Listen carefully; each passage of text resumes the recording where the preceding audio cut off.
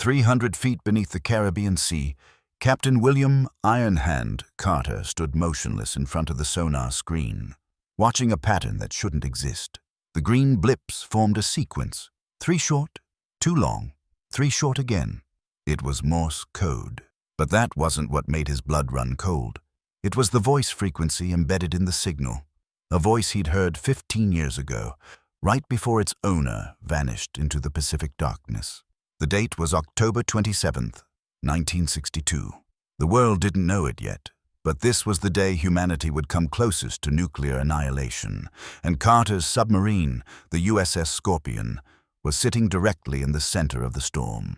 "Captain, we're still getting no response from command," Lieutenant Hayes reported, his voice tight with barely controlled panic. The communications array had failed 3 hours ago, right after they'd picked up unusual Soviet naval activity in the sector. "Whatever hit us, it's not coming back online." Carter didn't turn around. His eyes remained fixed on that impossible signal. "Keep trying, Lieutenant, and keep your voice steady. The crew is watching."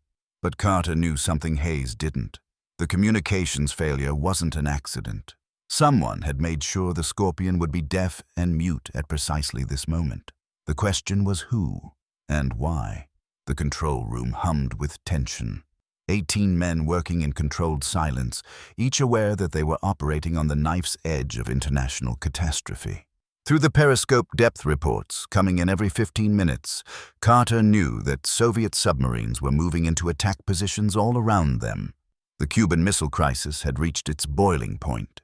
"Sir, oxygen reserves are at 62%, Chief Petty Officer Morrison called out. "At current depth and crew complement, we have approximately 5 hours before we need to surface." 5 hours. Carter's jaw tightened. In 5 hours, if they surfaced, Soviet radar would paint them immediately. Protocol dictated that any American submarine detected in these waters during the crisis would be considered an act of war. Moscow would interpret it as the opening move of World War III. But staying down meant suffocation, a slow, agonizing death as the air turned toxic and the crew descended into panic and madness. "Maintain current depth," Carter ordered, "and somebody explain to me what that signal is."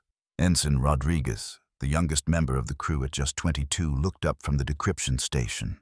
His hands were shaking. "Sir, it's definitely encoded, but the encryption pattern is old, really old. Pre-war protocols from the 1940s. "That's impossible," Hayes interjected. "Nobody's used those codes in 20 years. The Soviets would have cracked them a decade ago." Carter finally turned around. His face was a mask of iron control, but his eyes betrayed something else. Recognition. Fear. "It's not meant for the Soviets, Lieutenant. It's meant for me." The control room fell silent. Every man turned to look at their captain. "Sir?" Hayes's voice cracked slightly. Carter moved to the decryption station, gently pushing Rodriguez aside. His fingers moved across the equipment with the precision of someone who'd done this 1,000 times before. "In 1947, I served on the USS Thresher under Captain James Whitmore. We were running covert operations in the Pacific, mapping Soviet submarine routes. Whitmore developed a personal code system, something only his senior officers knew. He said if we were ever compromised, we'd need a way to communicate that couldn't be intercepted or understood by anyone else." "What happened to Captain Whitmore?" Morrison asked quietly. Carter's fingers stopped moving. "Official record says he was caught selling classified information to the Soviets, court-martialed in absentia, executed by intelligence services before he could reach enemy territory." He paused, his voice dropping to barely a whisper. "I was the one who testified against him." The weight of that confession hung in the recycled air like a physical presence. "But here's what the official record doesn't say," Carter continued, his fingers resuming their work on the decryption panel. "I never believed Whitmore was a traitor. The evidence was too clean, too convenient.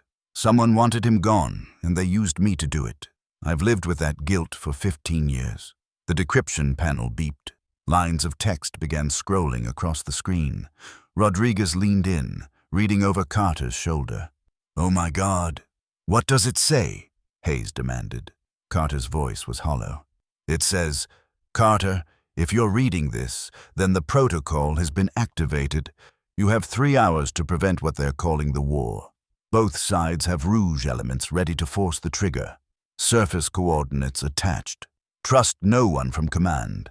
They're already compromised. You're the only one who can stop this. The proof is in the dead drop. Same place as Okinawa. You know where. Whitmore.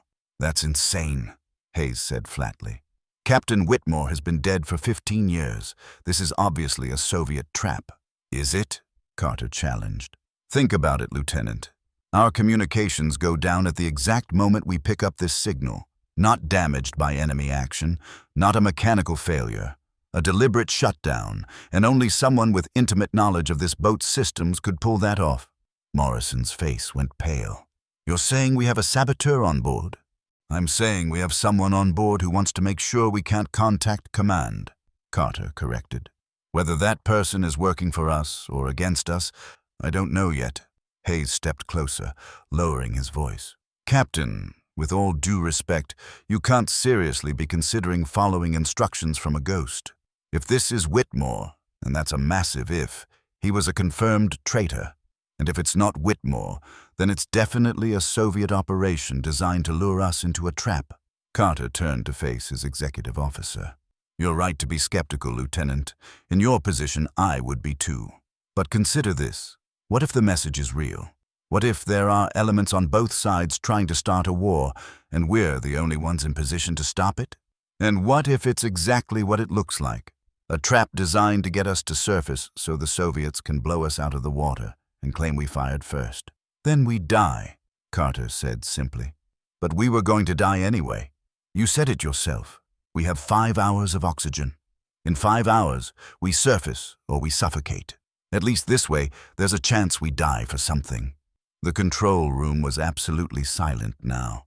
Every man was listening, understanding that their captain was asking them to bet their lives on a ghost's word. Rodriguez cleared his throat nervously.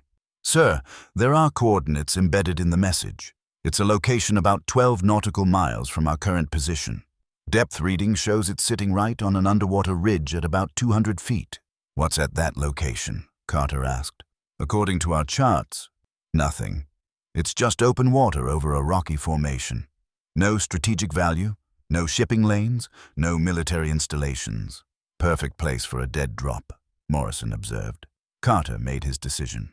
Helm, plot a course to those coordinates. Silent running. I want us moving like we're not there. Sir, I must protest, Hayes said loudly enough for everyone to hear. You're deviating from our patrol route based on an unverified message from an unknown source. This violates standing orders and— Lieutenant Hayes, Carter interrupted, his voice like cold steel. I am in command of this vessel. If you wish to formally relieve me of duty on grounds of incompetence or mental instability, you may do so according to naval regulations. But I guarantee you that if you take command, you'll make the exact same decision I'm making now, because the alternative is we sit here and slowly suffocate while World War III starts without us. Is that the kind of death you want? The kind of legacy? Hayes held his captain's gaze for a long moment, then stepped back. No, sir. Proceeding with your orders. Good, Carter turned to the rest of the crew. I'm not going to lie to you, gentlemen. I don't know if we're swimming into a trap or a rescue. I don't know if that message is from a dead hero or a living enemy, but I know this. Every man on this boat signed up to serve, to protect, and if necessary, to die for something bigger than ourselves. Today we find out if we meant it. The helm officer input the new coordinates. Course laid in, Captain. ETA 47 minutes at current speed. Very good. Take us down to 300 feet. Let's use the thermocline to hide our signature. As the submarine descended, Carter returned to his private quarters, a tiny space barely larger than a closet. He unlocked a small safe hidden beneath his bunk and pulled out a waterproof envelope. Inside was a single photograph. Captain James Whitmore standing on the deck of the USS Thresher, his arm around a much younger William Carter. Both men were smiling. Carter hadn't looked at this photograph in a decade. Now, he studied Whitmore's face, searching for any sign of the traitor he'd been accused of being. All he saw was the man who'd taught him everything about being a submariner, about leadership, about honor. If you're really alive, Carter whispered to the photograph. If this is really you, Then I owe you the biggest apology a man can give. And if you're dead, if this is someone using your memory to trap me, then I'll see you in hell for it." A knock on the bulkhead made him look up. Morrison stood in the doorway. "Permission to speak freely, Captain." "Granted." Morrison stepped inside and closed the door. A violation of protocol, but one Carter allowed. "Sir, I served with you for 8 years. I've never known you to be reckless or paranoid, but this feels like both." "It does, doesn't it?" Carter agreed, sliding the photograph back into its envelope. "So, why are we doing it?" Carter was quiet for a moment. "Have you ever made a mistake, Chief? A real mistake? The kind that keeps you awake at night 15 years later?" "We all have, sir. I put a good man in his grave," Carter said softly. "Or at least, I thought I did. I testified that James Whitmore was a traitor based on evidence I never properly questioned because I was young and stupid and thought orders from above were the same as truth. They court-martialed him, convicted him, and according to the official record, executed him. I never even got to say goodbye or tell him I was sorry. And you think this message is your chance to make it right? I think this message is either my damnation or my redemption. Either way, I need to know." Morrison nodded slowly. "Then we'll follow you, sir. All the way down, if necessary." "Thank you, Chief." After Morrison left, Carter returned to the control room. The submarine was gliding through the dark water like a predatory ghost, all non-essential systems powered down to minimize their acoustic signature. Every man was at his station, focused and professional, but the tension was unmistakable. "Approaching coordinates," the helm officer reported. "Distance, 3 nautical miles. Slow to 1/3. Sonar, I want continuous scanning. Anything unusual, you call it out immediately." "Aye, sir." The minutes crawled by. 2 miles, 1 mile, half a mile. "Contact," the sonar operator suddenly called out. "Bearing 090, range 400 yards. Metallic signature, stationary. It's small, sir. Too small to be a submarine. Maybe a probe or a mine." "Is it broadcasting?" "Negative, sir. Completely passive." Carter studied the sonar display. Whatever was out there, it was exactly where Whitmore's message had said it would be. "Reduce speed to bare steerage way. I want us sitting just outside that contact's position." The submarine drifted to a near stop, hovering in the water. "Sir," Rodriguez said hesitantly, "if that's a mine, we're well within its blast radius." "Noted. Chief, prepare a dive team. 2 men, full gear." "You're going out there yourself, aren't you?" Hayes said. It wasn't really a question. "You're damn right I am. You have command until I return, Lieutenant. If something goes wrong, if that thing explodes, or if Soviet submarines show up, you surface immediately and make contact with command. Understood?" Hayes's jaw worked for a moment. "Understood, sir. But for the record, this is the worst command decision I've ever witnessed." "Noted and logged, Lieutenant." "Chief, let's move." 10 minutes later, Carter and Morrison were in the submarine's tiny airlock, dressed in primitive dive suits that looked more like canvas overalls with brass helmets than modern equipment. The technology was crude, the risk enormous, but there was no other way. "You ready for this?" Carter asked through the helmet's communication system. "No, sir, but let's do it anyway." The airlock began to flood. Freezing water rose around them, and then the external hatch opened into the absolute blackness of the deep ocean. Carter clicked on his headlamp, and Morrison did the same. 2 cones of light pierced the darkness. They swam forward, following the bearing toward the contact. The water was murky, filled with microscopic life that sparkled in their lights like underwater stars. Carter's breathing echoed inside his helmet, loud and rhythmic, and then they saw it. Sitting on a rocky ledge, partially covered in sediment and marine growth, was a metal cylinder about the size of a torpedo. But it clearly wasn't a weapon. It was a container, a dead drop, exactly as the message had described. Carter swam closer, brushing away the growth. There were markings on the cylinder's side. He recognized them immediately, the serial numbers and identification codes used by the USS Thresher in 1947. "Jesus Christ!" Morrison's voice crackled through the calm. "It's real. It's actually real." Carter found the container's release mechanism and worked it carefully. The seal broke with a burst of bubbles, and the container opened. Inside, wrapped in waterproof material, was a small package. He retrieved it, sealed the container back up, and signaled Morrison. They swam back to the submarine in silence, each lost in their own thoughts about what this meant. Back inside, dripping water across the control room floor, Carter opened the package. Inside were 3 items: a reel of magnetic tape, a stack of photographs, and a handwritten letter. Carter's hands trembled as he unfolded the letter. He recognized the handwriting immediately. James Whitmore had written this.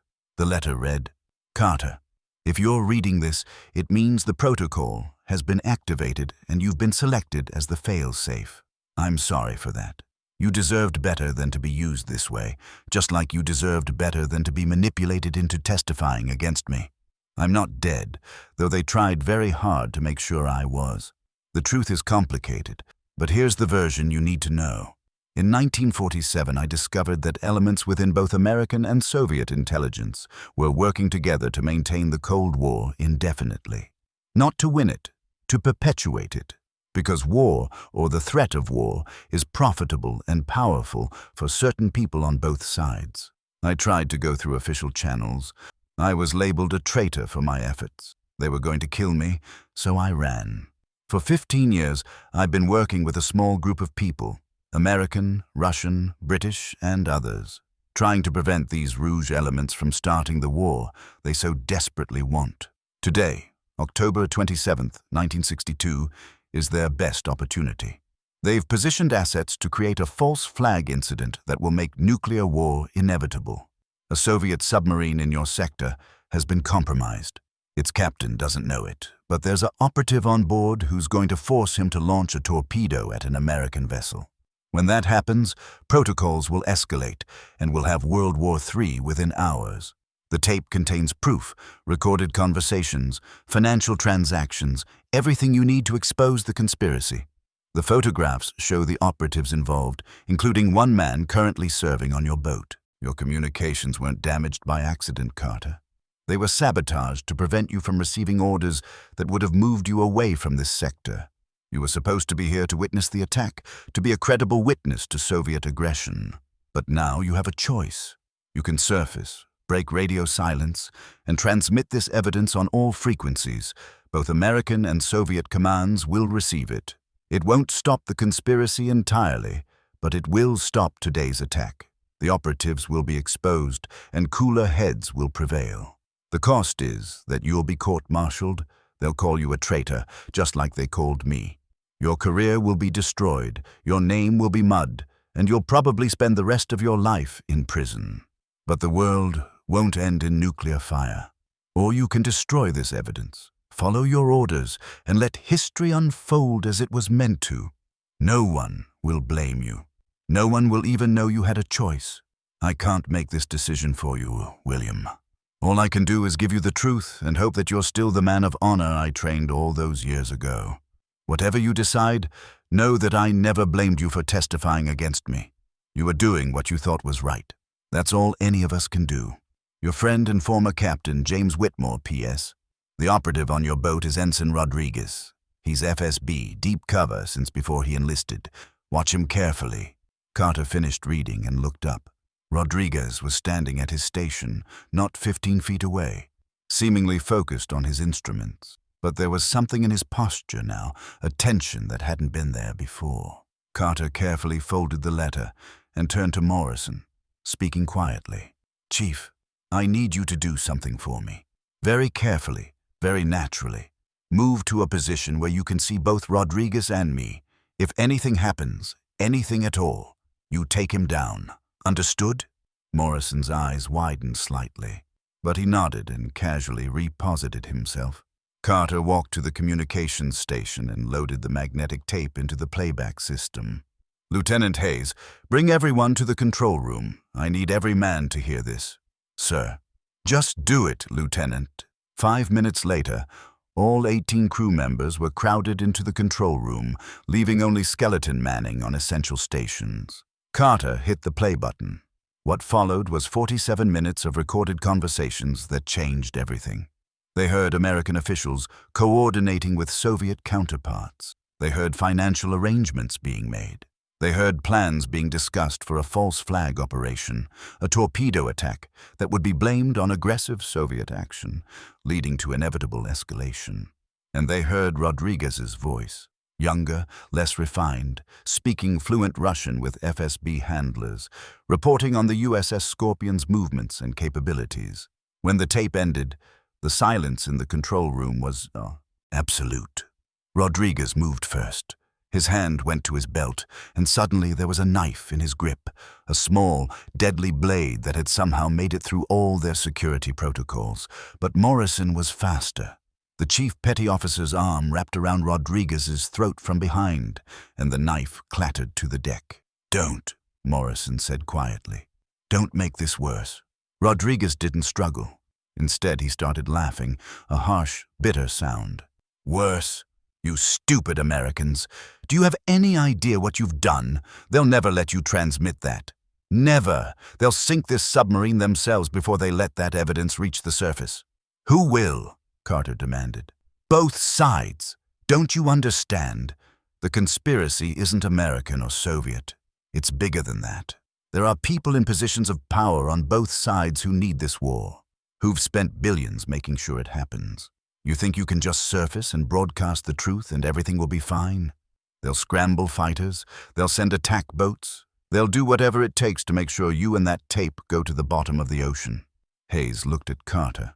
"He's not wrong, sir. If what's on that tape is real, if there really is a conspiracy at the highest levels, then we're not just fighting the Soviets. We're fighting our own chain of command." Carter picked up the photographs, studying them carefully. He recognized several faces. Admiral Henderson, a hero of World War II. General Kozlov, a Soviet strategic commander. Others he didn't know, but whose uniforms and decorations marked them as powerful people. "Captain," Rodriguez said, his voice calmer now, "you seem like a good man, an honorable man. Let me go. Destroy the tape. Forget you ever heard any of this. Your communications will mysteriously start working again in a few hours.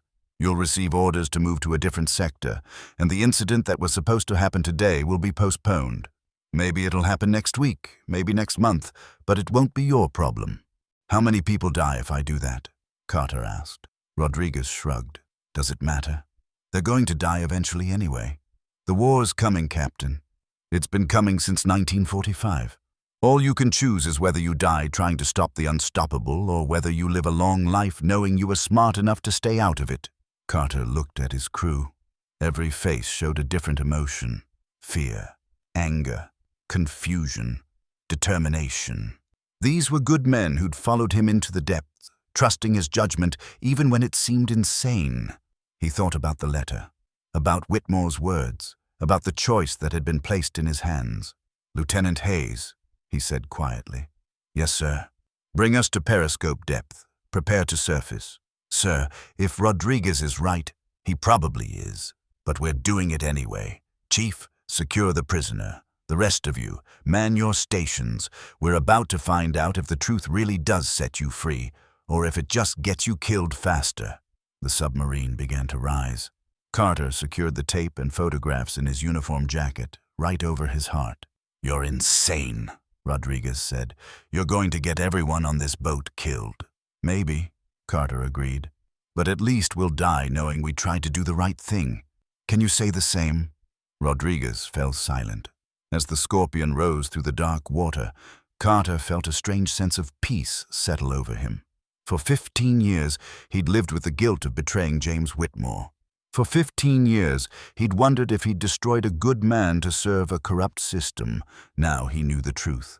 And the truth, as terrible as it was also liberating. "Approaching periscope depth," the helm officer called out. "Communications, start warming up the transmitter. I want to broadcast on all military frequencies, both American and Soviet." "Sir, that's against—" "I know what it's against, Ensign. Do it anyway." Periscope depth reached. Carter took hold of the periscope and raised it, peering through the lens at the surface world. It was late afternoon, the Caribbean sun turning the water golden. beautiful and peaceful, completely unaware of the apocalypse brewing beneath its surface. "Sonar contact!" the operator suddenly shouted. "Multiple contacts! All directions! Soviet submarines, at least 4, all converging on our position." "American aircraft inbound from the north," another voice added. "Fighter bombers, moving fast." Hayes turned to Carter, his face pale. "They know. Both sides know we're here and what we have. Rodriguez was right. They're going to kill us." Carter smiled grimly. "Then we'd better talk fast. Communications, open all channels. Maximum power." "Channels open, sir." Carter picked up the transmitter microphone. For a moment, he thought about what to say, how to explain everything in a way that would make sense. Then he realized it didn't matter. The tape would tell the story better than he ever could. "This is Captain William Carter of the United States Navy submarine Scorpion. I am broadcasting in the clear to both American and Soviet commands. What you are about to hear is evidence of a conspiracy to start World War III. The evidence is unassailable, the sources are confirmed, and the individuals involved are identified. I am transmitting this information regardless of personal consequences because it is the right thing to do. To those who would silence this truth, you're too late. This is being broadcast on multiple frequencies and is being received by vessels and stations of both nations. The truth is out. The conspiracy is over. And if you want to kill us for it, we'll be right here. Coordinates to follow." He nodded to the communications officer, who began transmitting the tape's contents as a high-speed data burst, repeated over and over on every frequency they could access.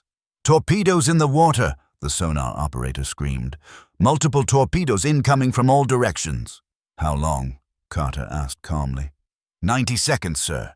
Hayes grabbed Carter's arm. "We have to dive. We have to run." "No point, Lieutenant. They've got us boxed in. Anything we do now just delays the inevitable by a few minutes." Carter kept his hand on the transmitter. "Keep broadcasting. Every second counts." The crew looked at their captain and slowly, understanding dawned on their faces. They weren't going to survive this. They'd known it was possible, maybe even probable, but now it was certain. The torpedoes were coming, and there was no escape. 60 seconds. Morrison stepped forward. "Sir, it's been an honor serving with you." "The honor was mine, Chief." One by one, the crew members stepped forward, shaking their captain's hand or saluting. No panic, no chaos, just quiet acceptance and dignity in the face of death. 30 seconds. Rodriguez, still held by 2 crewmen, was weeping silently. "I'm sorry," he whispered. "I'm so sorry. I didn't know it would." "Neither did I, son," Carter said gently. "Neither did I." 15 seconds. Carter took a deep breath. The world above was beautiful. The sun was setting, painting the sky in shades of orange and red, a good sky to die under. 10 seconds. He thought of James Whitmore. Wondered if the man was still alive somewhere, if he would hear about this, if he would understand what Carter had tried to do. 5 seconds. Carter closed his eyes, and then nothing. The torpedoes didn't impact. The seconds ticked by. 5, 10, 15, 20. "What the hell?" Hayes breathed. They're deactivating," the sonar operator said in disbelief. "All of them, simultaneously. They're going dead in the water." "Soviet submarines are surfacing," another voice added. "American aircraft are breaking off their attack run. They're withdrawing." Carter opened his eyes and looked through the periscope. Sure enough, Soviet submarines were breaching the surface all around them, their conning towers breaking through the waves. And in the sky, the American fighters were banking away, wagging their wings in a gesture that was unmistakably a salute. "Communications, are we receiving anything?" "Yes, sir. Multiple transmissions, both American and Soviet, all saying the same thing. Message received. Stand down. Repeat, stand down. Well done, Scorpion. Well done." The control room erupted in confused celebration. Men were hugging each other, laughing and crying at the same time. They'd been seconds from death, and somehow, impossibly, they'd survived. Carter stood quietly at the periscope, watching the scene unfold. He didn't feel victorious. He felt exhausted. "Sir," Hayes said softly, "you did it. You actually did it." "We did it, Lieutenant. All of us. What happens now?" That was the question, wasn't it? The tape had been broadcast, the conspiracy exposed, but exposing it and ending it were two different things. The people involved had power, resources, connections. They wouldn't go down without a fight, but for today, for this moment, the world had stepped back from the brink. "Now," Carter said, "now we surface, and we face whatever comes next." The USS Scorpion broke through the Caribbean surface minutes later, surrounded by Soviet submarines. It should have been a hostile standoff, a moment of maximum tension. Instead, it was something else entirely. From the nearest Soviet submarine, a figure appeared on the conning tower. He was old now, his hair white and his face lined, but Carter recognized him immediately. James Whitmore raised his hand in salute across the water. Carter returned it, tears streaming down his face. The war hadn't ended. The conspiracy hadn't been completely destroyed. There would be investigations, trials, probably a court-martial for Carter himself. But none of that mattered right now. Right now, the world was still turning.